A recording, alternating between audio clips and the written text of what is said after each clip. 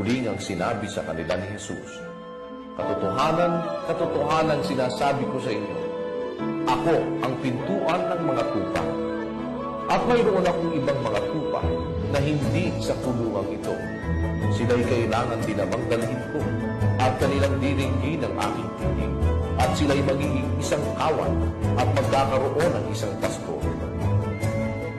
Ako ang mabuting pastor. Ibinibigay ng mabuting pastor ang kanyang buhay dahil sa mga tupa." Ingatan ninyo ang inyong sarili at ang buong kawan na sa kanila'y ginawa kayo ng Espiritu Santo na mga obispo upang pakanin ninyo ang Iglesia ng Diyos na pinili niya ng kanyang sariling dugo.